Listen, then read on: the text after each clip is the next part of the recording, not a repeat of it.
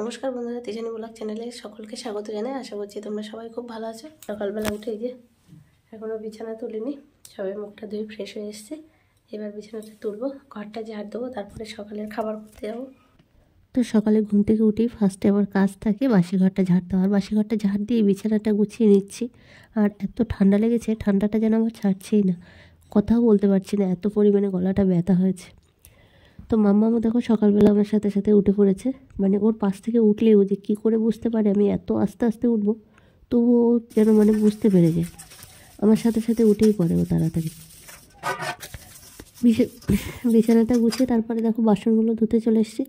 আর আজকে বেশি কাঁচা ধোয়া নেই, আজকে অল্প কিছু জামা কাপড় আছে। জামা কাপড় বলতে একটা নাইটি আছে, গামছা, তো এইগুলোই ধুয়ে দেবো এখন আমি।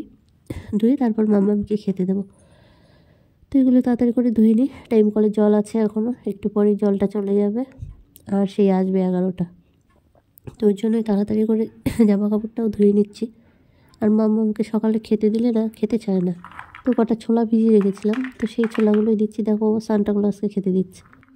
তো বিছানাটা তোলা কমপ্লিট আর ঘরটাও ঝাড় দিয়ে নিয়েছি। এখন রান্নাঘরে চলে এসছে, আর একদিন তোমাদের দাদাভাই চলে এসছে। কালকে বাজার থেকে পালং শাক কিনে এনেছিলাম, তো এটা সকালবেলা ভাজা করবো, ভাত করবো। তারপর প্রথমে হচ্ছে মাম্মামকে একটু হরলিক্স করে দেবো, তারপর রান্নার কাজে আসবো। এই যে বই নিয়ে বসবো।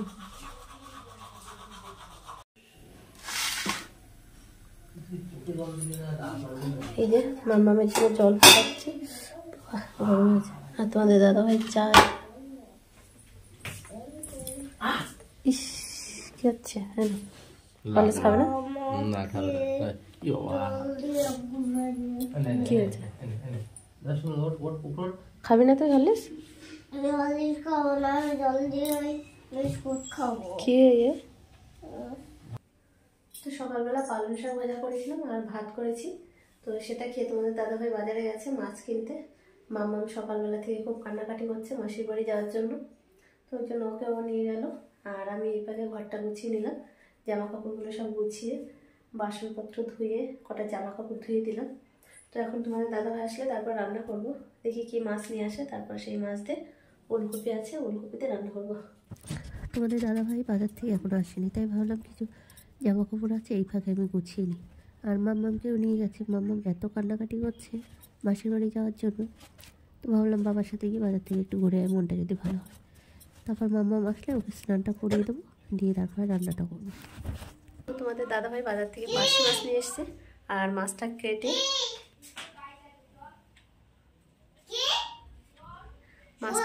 স্নান করে ফ্রেশ হয়ে এসেছি ঘরে এইমাত্র। আর মাম্মামকে স্নান করিয়ে দিলাম, আর রান্নাটাও বসিয়ে দিয়েছে। তো চলো কি রান্না করছে দেখাই তোমাদের।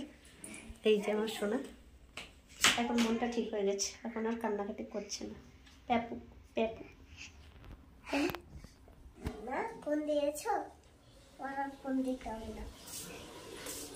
কোথায় গেলে? তো এই দেখো, এই যে পার্শে মাছ ভাজা করেছে, আর খাও তার আমি ছাড়িয়ে দিচ্ছি, কাটা আছে। আর এখানে হচ্ছে ওলকপি কেটে রেখেছে,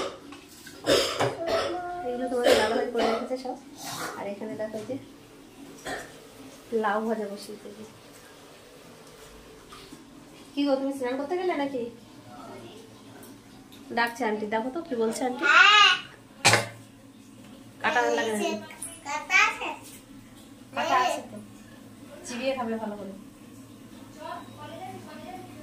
ছাড়িয়ে দেবো,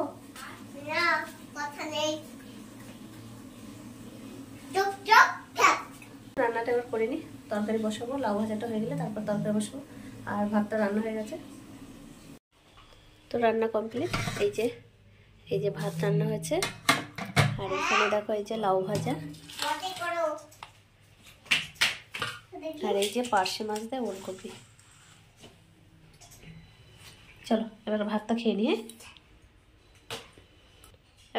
নিয়ে বসে পড়ো। দুপুরে খাওয়া দাওয়ার পরে আর তোমাদের সাথে দেখা হয়নি। মাম্মামকে দুপুরে ঘুম পাড়াতে পাড়াতে আমিও ঘুমিয়ে পড়েছিলাম। আর উঠেছি দেখি সন্ধ্যা হয়ে গেছে, তো হাত মুখটা ধুয়ে তারপরে সন্ধ্যা দিয়ে আবার চলে এসেছি রান্নাঘরে সন্ধ্যাবেলা টিফিন বানাতে। মাম্মামও বলছে পাস্তা খাবো, ওর বাবাও বলছে পাস্তা খাবো। তো বিনস গাজর এসব কিছুই নেই, শুধু পাস্তা আর ডিম আছে ঘরে, পেঁয়াজটা আছে। তো সিম্পলভাবে আজকে একটু পাস্তা করে দেবো ওদেরকে।